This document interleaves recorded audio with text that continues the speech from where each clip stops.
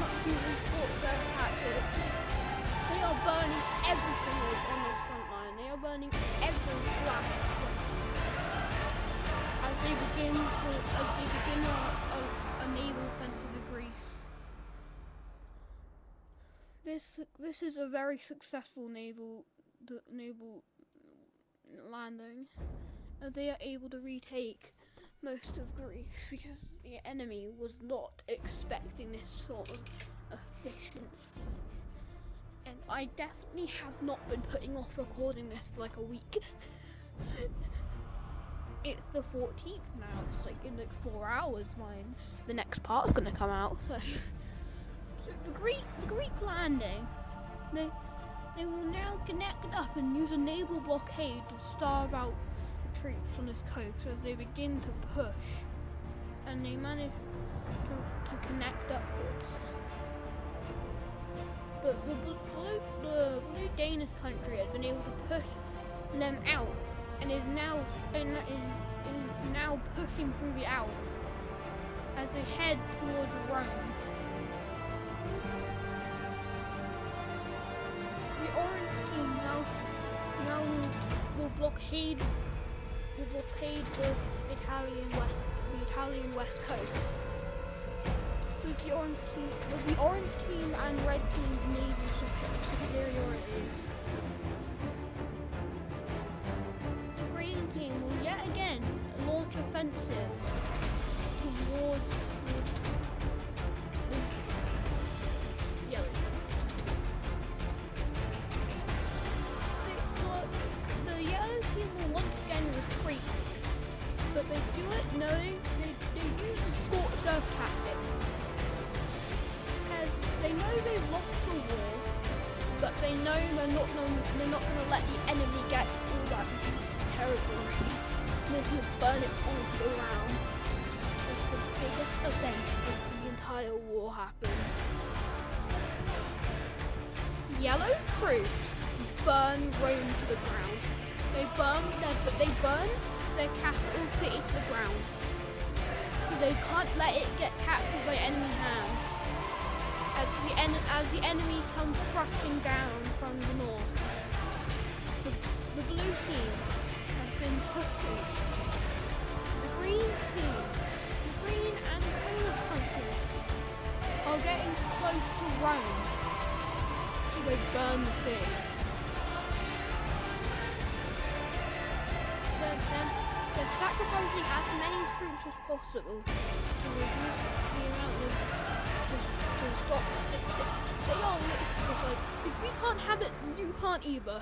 That's what they're doing. They burn Rome to the ground, which isn't Rome actually like? I think Rome's in. Like, I'm gonna move it because isn't Rome more to the south, like there? I'm gonna put it there. So they burn Rome to the ground. As they know they've lost the war, the government just hasn't seen it yet and will refuse to surrender. The people know that the war is lost, and as they burn the city to the ground, the government building has protesters who are anti-war burning the building. And even the king's assistant will turn on him and burn the entire building. It's burned. It's demolished. As the assistant takes power after the assassination of the leader and officially surrenders to the Square Alliance. And that's it. That's the Great European War. Just like that. Hundreds of cities burned to the ground. The biggest of which being Rome. Well, it's probably not called Rome. Yeah. Now you can look at that peace treaty. Well, would you look at that? The peace treaty has completely annihilated this country. As you can see, the majority of the country was given back to the original government. Let me just fix. How did I not notice that? So most of the original land was given back to the original government.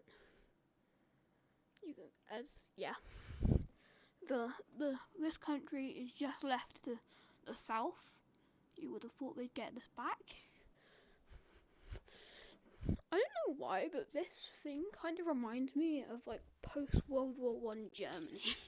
Like they lost wars and they were like losing territory and had to pay reparations and stuff.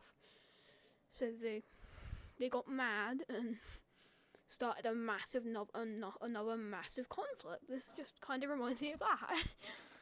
And the Greece country is back. We have 2 new countries up here in the north, and a new country in the south, where the blue country used to be. Anyway, let's get to the new stuff. As we see the formal dissolution of the Square Alliance, because it was kind of just like a coalition. Nobody really actually wanted to be in it. They just kind of joined it for protection. And now that no major alliances and no massive power to keep everything in check, what happens? A power vacuum. All the massive countries like Poland, this country, Denmark, Germany, and France an orange team and the red team will all try to gain power by rolling out some new policies that basically give the governments more power and the military more strength, I guess, because there's no massive empire up here to keep everything in check. But rebels still are like everywhere. Let's take a look at that. 4 countries, and it will form itself a new government as a neutral country because it's had enough of all the war and all the blood. Like, would you like it if your country was at war like every decade? Like, and also, this country now has an exclave. This green country has an exclave over here, so screw you. As tensions rise between these 2 countries over the exclave, because this country refused access to the exclave, so now they're threatening to go to war. Maybe we'll see that in a minute. In a minute is now. An attack on the red team. It will launch mass offensives and it will link up with its exclave. Now it goes to the red team capital and asks for an armistice or a peace treaty or whatever. And the red team, let me just paraphrase this for a minute. It says, why the fuck? What would we do that? I'm sorry for swearing that, but yeah, so they will begin to push back. They manage to cut off the offensive, and then they send their massive military towards the capital. Who would have thought that having half of your country break away would make you want to have a bigger military? I don't know. As they launch offensives and take the capital city. That was a slaughterfest. The green country is pushed out of their It's pushed out of their exclave and out of their advances as their country surrenders. Let's take a look at that peace treaty. Tree's capital, the green country's capital, is now being threatened at all times. And it's not like they can move it because they don't have any other big cities. And this country is experiencing unrest. What does that mean? Entire eastern half break away from it. That does not seem very good to me. I don't know about you, but that doesn't seem very good. I wouldn't want half of my country to break away. So now the leader of this country will be given the nickname of, insert his name here, the Destroyer, because he destroyed their entire nation. That's just a cop-out, okay? He's a cop-out. He's a crappy leader, okay? But, you know, Poland having all of its previous land back wouldn't... I don't think the people would really want that. And these provinces on the border will decide to join the new state, if I can draw the borders right. They will decide to join this new state formed out of the Italian, as they already have most of the Italian culture after being occupied for what, a decade? Because wasn't that part like occupied for like a while? Or was that just me remembering it wrong? But anyways, this country gets a bit chunkier. And because they don't want more civil wars, Poland will go ahead and say, if any part of our country wants to break away, do it now. So what they'll do is they'll be a part of the country breaking away and form a brown country. You can tell I'm running out of colours because there's a brown country right there. And this era is going to be called the era of countries splintering into smaller pieces, because this is kind of when people want more control over the government, right? So they want smaller countries so they can have more control. So they split it away. I'm gonna take a break so I can breathe. Kind of stuck, like everywhere. Oops. They kind of feel threatened by the Orange Team's expansion, so what does this call for? Invasion time! Yeah, we've got invasion time. As the Red Team will continuously push up to the north. And they really underestimate the power of the Orange Team. They quickly get pushed back to almost the border. As their entire northern offensive is wiped out. As we get a new colour, as the Orange Team will follow the troops back into their territory and start pushing into their land. Oh no, you are in some deep my friend.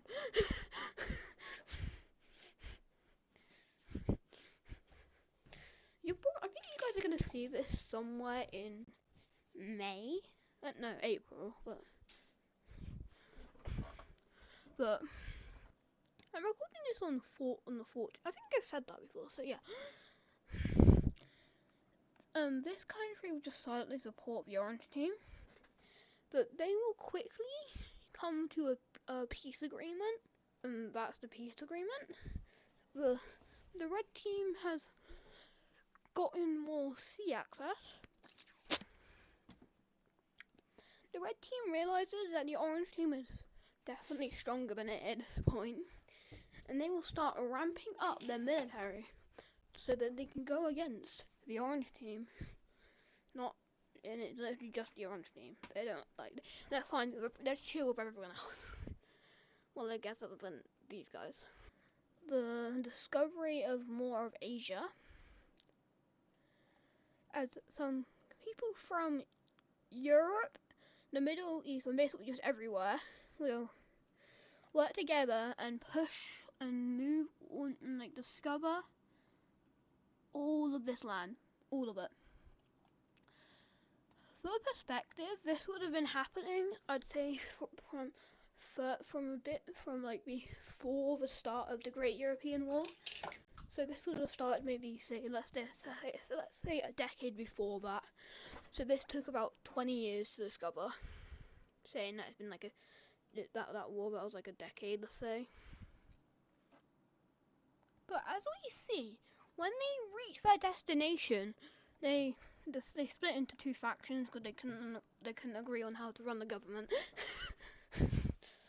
These guys just like, some of these guys wanted a dictatorship, and the other guys wanted like just a republic or a monarchy. This one's a monarchy, this one's a dictatorship. They're basically the same thing, to be honest. Monarchies are dictators. I'm gonna get cancelled for saying that. Figure out that there's tons more land over here. More people will begin to flock over to this area. But also, people will start expanding into, like, Africa and taking more of the Sahara until they manage to get through the Sahara and they don't discover all of Africa. We're just gonna label it as discovered because they've kind of scouted out the entire coastline. Yeah, I know, it's a big stretch, I get it. It's a big stretch. They will, like, they're not gonna expand into it though, because weak. Guys, capitals now. So, and there will be a new country appearing over here, and they will take just this kind of weird Indian Bangladesh coastline, I guess, is that what you call it? I don't really know what I'm gonna call this thing, okay? Do I just call this the Indian coast? Even though I know that's gonna offend, like, everyone. As India only controls, like, half of this. I don't know what to call this. What do I call... Comment in the comment section what I meant to call this lake. Not this ocean, but just this... Because, like... Is it like the Gulf of India? Like, this is the Gulf of Mexico? And no, I am not calling it the Gulf of frickin' America. That's so dumb. I know I've just offended, like, probably, like, 30% of my audience.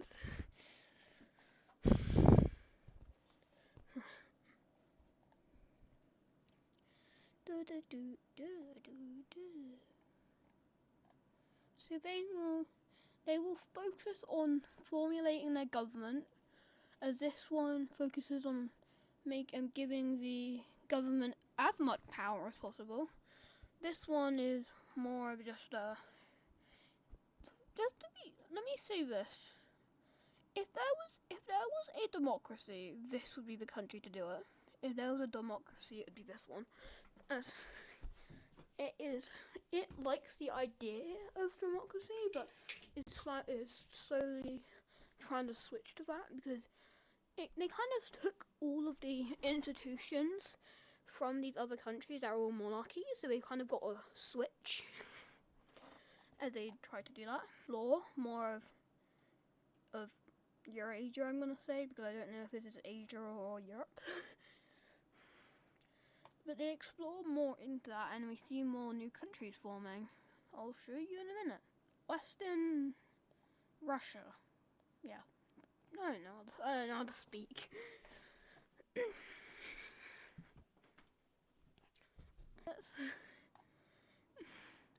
When it's but for you, it's probably gonna be like more like 15 as I cut stuff out. So. And the French country is really broke from the war, not even a tiny exclave there. The French country is really broke from the war. They will actually sell most of this land. This is a new country here. They will sell most of it, or majority of their new land that they've just got to this country, as they couldn't hold it, because otherwise they would have exploded into a million pieces. This country has, like, relatively done a good job at staying together. You probably know that it hadn't splintered. It's done a relatively good job at realizing when they need to stop doing something. Like, if this country expanded, and they'd probably know when it was too much expanding, stop doing something.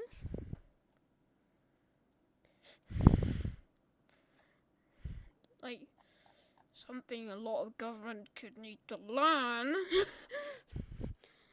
Ahem. They should have stopped Greece. that yellow Italian country should have stopped at Greece. If they'd expanded, they shouldn't have expanded further than Greece, but so